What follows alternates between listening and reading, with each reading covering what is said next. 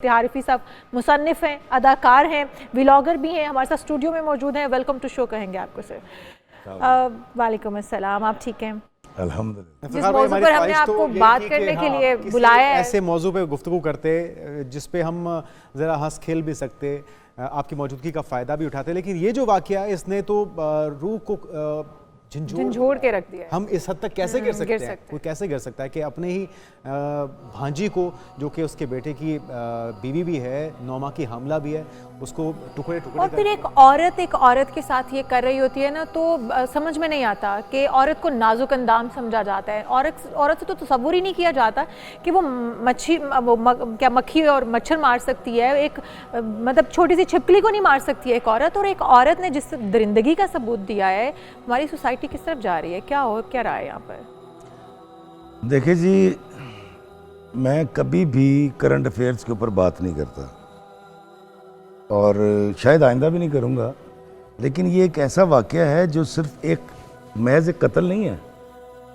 इंसान दुनिया में कहीं भी बसते हैं, वो कत्ल भी करते हैं, वो चोरी भी करते हैं, वो डाका भी डालते हैं, अखलाकी कोताहियाँ सब करते हैं।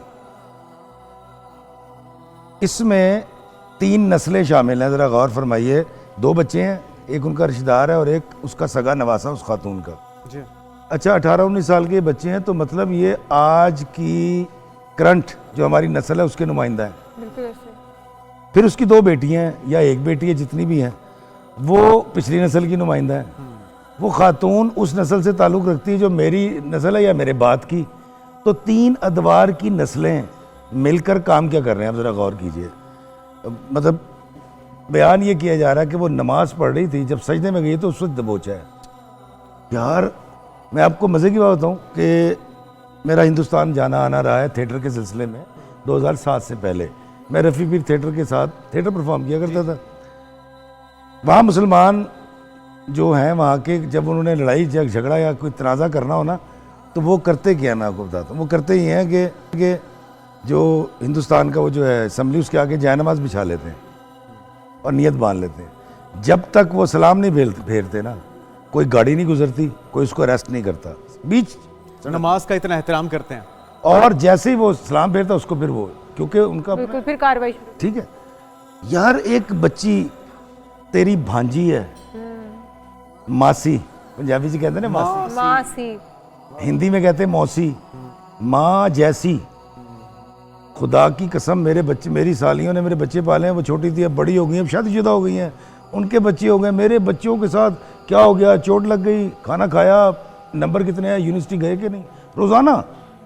हालांकि उनके अपने बच्चे। ये तो रिश्ता बड़ा क्लोज होता है। आप माँ जो है बिल्कुल इन्हिसार करती है कि मैं अगर नहीं हूँ तो मेरी बहन बच्चे को पाल लेगी या संभाल लेगी, वो भी माँ जैसा ही रवैया रखेगी। और हम घरों में यही देखते हैं, हमारी खालाओं ने हमें जिस तरह से पाला हुआ है, या हमारी बहनें आगे से जिस तरह से हमारे बच्चों के साथ ट्रीट करती हैं, तो अगर हाला ना भी होती तो आप ये देखें कि एक औरत तो थी वो, और फिर वो 9 माह की हामला हो और उस वक्त उसके ऊपर हमला किया जाए और उस वक्त उसे मार दिया जाए। आपने एक जान को नहीं, आपने तो 2 जानों को कत्ल किया है कि वो बच्चा 9 महीने का सांस ले रहा था।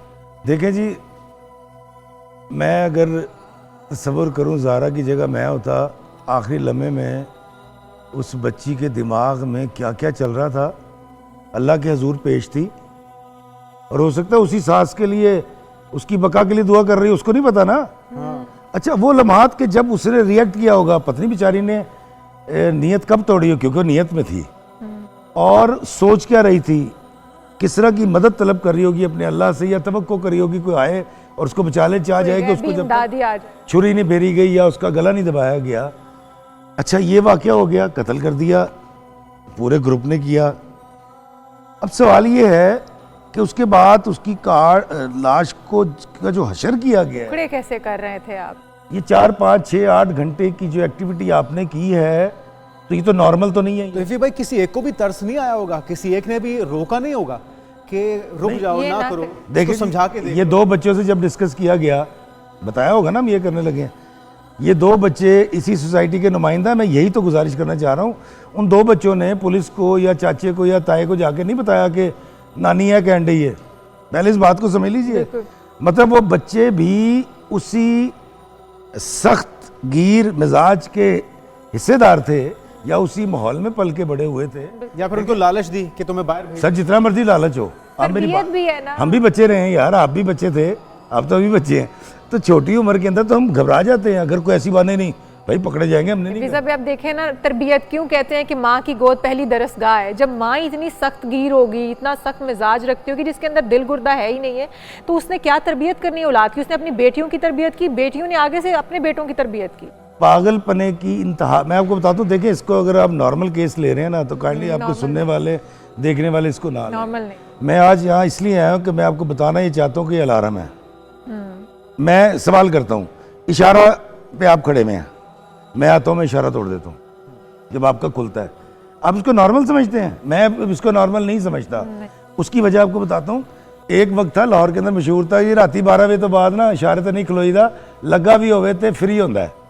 अच्छा, मैंने जब पुलिस वाले से पूछा कि क्या रात के 12 बजे के बाद इशारा, उन्होंने कहा नहीं इशारा 24 घंटे है।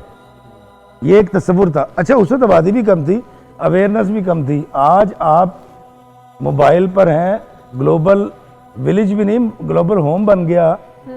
आज अगर आप ये समझें कि इशारा तोड़ना या 3 बिठा के जाना या बगैर हेलमेट के मोटरसाइकिल चलाना या चिंची भर के वन वे तोड़ना या बड़ी बड़ी गाड़ियों से वन वे तोड़ना, होता है ना कि कट आ गया तो उल्टा, नहीं सर, मैं इसको अब इस दौर में, इस तरक्की के दौर में नॉर्मल बिहेवियर या छोटा क्राइम नहीं समझूंगा। और यही लोग जब दूसरे ममालिक में जाते हैं तो बड़े महज़्ज़ब बन जाते हैं, वहाँ पर आप वायलेशन नहीं करते हैं, लेकिन यहाँ पर आपको कोई कवानीन की है ही नहीं है कि कोई कवानीन है या आप तोड़ रहे हैं या कोई देखने वाला आपको मौजूद है। हमारी सोसाइटी में बिगाड़ की वजह, मैं वजह बताता हूँ। वजह है कि मैं आपसे जीतना चाहता हूँ, क्योंकि मेरा जो घर है ना 5 मरले का, मैंने वहाँ 13 फुट का रैंप बना रखा होता है और वहाँ किसी को गाड़ी भी नहीं खड़ी करने देता। ये आपको नॉर्मल लग रही है, नॉर्मल नहीं है। देखिए, जब पूरी दुनिया अगर इस तरह से तरक्की कर रही है ना अखलाकियात में, मैं एक और बात करता हूँ। आक़ा दो जहां सरकार मदीना सल्लल्लाहु अलैहि वसल्लम, हमारे प्यारे नबी, उनके बताए हुए अखलाकियात, मुझे बताइए कि उससे खूबसूरत अखलाकियात आपने कहीं पढ़े हैं? मसले राह करार दिया गया उन्हें, उनको तो देख के चलना। ठीक है, आप मुझे बताएं कि वो क्या करते थे जब कोई उनके साथ ज्यादती करता था, उनके साथ जारियत होती थी।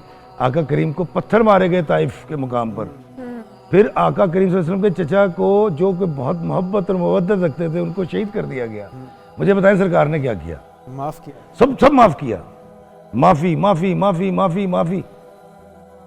खुदा का खौफ कीजिए, आपके नबी आपके लिए मशरे राह हैं।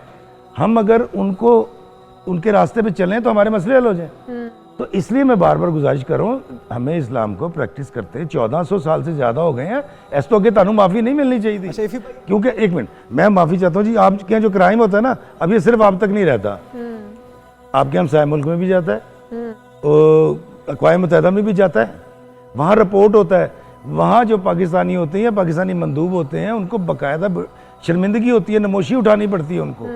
तो मैं ये गुजारिश सिर्फ करने के लिए आज आया था आपके चैनल पे, ये वाला वाक़या देखने के बाद, या जिस तरह मिशाल खान का वाक़या हुआ था, आप खुदा का वास्ता यहाँ पर इखलाकी इमरजेंसी नाफिज कीजिए, लोगों के साथ दरगुजर, माफ़ी और मोहब्बत की अहमियत को उजागर कीजिए। मैं अकेला रोज़ ये काम करता हूँ, आप देखते हैं, मैं रोज़ वीडियो बनाता हूँ और मोहब्बत और इखलाक की ही बात करता हूँ।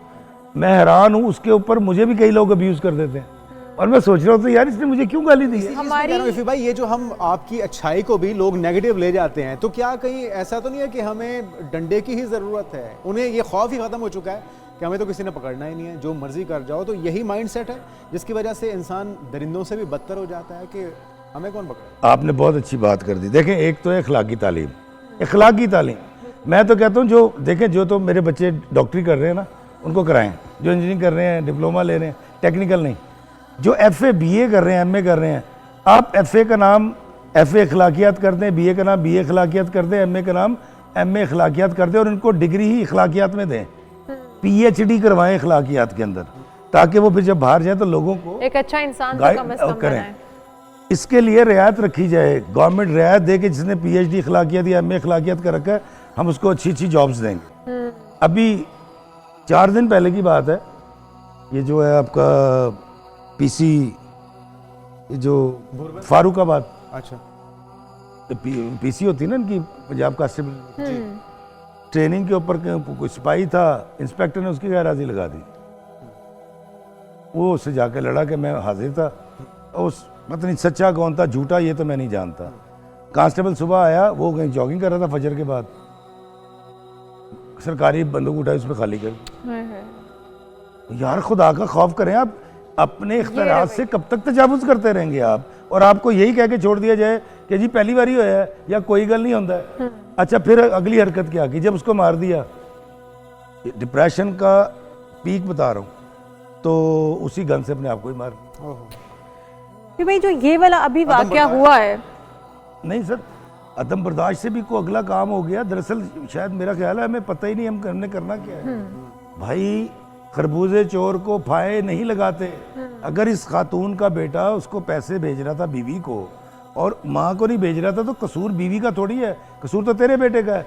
अपनी मुर्गी हमसायदे कारची जाके आंडा दबे थे, हमसायना थोड़ा लड़ी है। और दूसरी बात जहाँ पर हम बात कर लेते हैं कि हसद और बुग़्ज़ ये हमारी सोसाइटी में हर बंदे की शख्सियत के अंदर मौजूद है, थोड़ा या कम या ज़्यादा इसके ऊपर बात बाद में होगी। लेकिन ये हसद एक बहू से होना, बेटे और बहू के रिश्ते से होना, मोहब्बत से होना, और फिर अगर ये तो अलग बात है कि बेटा खर्चा ना भेजता होगा, ऐसा पॉसिबल ही नहीं है। बेटा माँ से भी उतनी मोहब्बत करता होता है जितना आने वाले रिश्तों से करता है, बाद में बीवी से या बच्चों से करता है। उस बिना पर आप एक लड़की को कत्ल कर रहे हैं, उस बिना पर आप उसके टुकड़े कर रहे हैं या उसकी खूबसूरती को लेकर आप कर रहे हैं। ये किस तरीके से, ये किस माइंडसेट के लोग हैं जो इस नहज तक पहुंच जाते हैं ये सोचते हुए कि वो मेरे साथ नहीं है, मेरे हाथ से निकल गया। क्योंकि माएँ आजकल सॉरी टू से यही समझती हैं कि जब बेटे की शादी हो गई तो वो हमारे हाथ से निकल गया, वो तो अब बीवी का हो गया। इस वजह से बहुत सारे घरों में लड़ाई झगड़े नाचाकियाँ मौजूद हैं। अगर इस तरह का वाक़या दोबारा हुआ तो खुदा न खास्ता हम किस तरफ चल पड़े? देखिए जी, ये वाक़या तो नहीं रुकेंगे, ये तो चीज़ें चलेंगी। मैं तो इसकी शिद्दत, इसकी इंटेंसिटी और इसके बिहेवियर पे बात करना चाह रहा हूँ। आपने हसद की बात की, हसद अखलाक की चेचक है। किसी चेचक ज़्यादा चेहरे को अगर अब तो नहीं होती, देखे तो वो दापट पड़ जाया करते। हमारे बचपन में हमारे कई बड़े थे जिनको चेचक हुई थी। हसद के ऊपर मैंने इतनी तहकीक की, मुझे समझ ही आया। देखें, आका करीम सल्लल्लाहु अलैहि वसल्लम के दौर में अब्दुल्ला बिन उबई था, मुनाफिक था, हसद करता था आका से। तो अगर आका करीम की मौजूदगी में भी एक शख्स मौजूद है और वो हसद करता है तो ये कितनी पावरफुल ये एलिमेंट है। हसद जो है, मुझे ऐसा लगता है ये रूह का कैंसर है। बिल्कुल। देखिए, मैंने आपकी तारीफ की, आपके कानों ने सुना कि यार बड़े अच्छे कपड़े पहने में हैं। आपके कानों ने सुन के आपके दिमाग को सिग्नल दिया, आपकी बॉडी के अंदर अच्छी लहरें पैदा हुई खुशी की और आपके चेहरा मुस्कुराने लगा। मैंने कहा यार तू की पागला वाले कपड़े पाए ने, दफ़ा हो जा। या गाली दी तो वो गाली कान ने सुनी, दिमाग ने फ़ौरन बॉडी को साइन दी और आपको गुस्सा आ गया, आपका ब्लड प्रेशर हाई हो गया। हसद एक सोच है जो पैदा होती है, अब वो आपकी पूरी बॉडी को चेचक ज़दा कर देगी। आपकी जो बातन है ना, जो छुपा हुआ है आपका, वो बदशक्ल हो जाएगा। फिर आप अच्छे कपड़े पहन के अच्छी सूरत के साथ लोगों के साथ वही ज़्यादती करेंगे जो इस सास ने अपनी बहू के साथ की है और इतनी बेदर्दी से की है। अच्छा, फिर उस क्राइम को छुपाने के लिए जो उसने हरबे इस्तेमाल किए हैं, मैं एक गुजारिश करूंगा, ये जान लीजिए, मैं पिछले साल जितने मुल्कों में गया ना, मैं कहता हूँ मिसाल के तौर में वेरोना गया था। अब आप गौर कीजिएगा, आपके पास पाकिस्तान में ऐसी लेबॉर्ट्री मौजूद है, ये जो आपकी फोरेंसिक एजेंसी है, मैं उसकी बात करूँ, मैं विजिट कर चुका हूँ।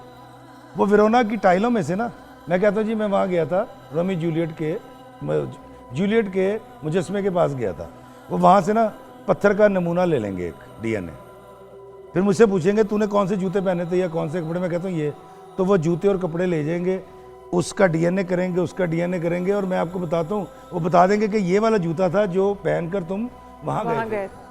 हम बहुत तरक्की कर चुके हैं, CCTV कैमरे लगे हुए हैं। फिर हमारे जो इन्वेस्टिगेटर्स हैं वो बड़े ज़हीन है, 50-50, 30-30, 35-35 साल का तजुर्बा है।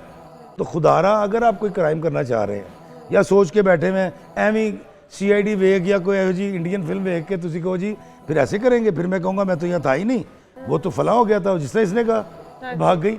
बिल्कुल यार, ये भाग आप पागल हैं, आप जाहिल भी हैं, आप बेवकूफ़ भी हैं, आप जंगली भी हैं। आपको ये नहीं पता, आपने कहा जी भाग गई। उसके बेटे ने फ़ोन किया अपने ससुर को, उसने कहा जी मेरी बेटी बीवी से रब्ता नहीं हो रहा, प्लीज़। वो उसी लिए गड्डी लैके उन्होंने घर आ गया। अब उस वक्त अल्लाह माफ़ करे, मैं मुबैना बात करो, उस वक्त भी उस बच्ची का जला हुआ चेहरा और उसके बाद घर में मौजूद थे और वो बाप तलाश कर रहा था। यार ना करें, खुदा का खौफ करें। इसको देखे, इसको अगर आपने भूल जाना है ना 15-20 दिन के बाद जो कि हम करते हैं, हाँ, तो फिर मैं तो खैर इसलिए नहीं आता करंट अफेयर्स के ऊपर बात करने, ये तो फायदा ही नहीं है। मैं आपसे गुजारिश कर रहा हूँ कि इखलाकी इमरजेंसी लगाइए। एक तो अभी जिस तरह आपने ये बंद किया ना, लॉकडाउन किया, जी, ग्रीन लॉकडाउन। इखलाकी लॉकडाउन करें यार।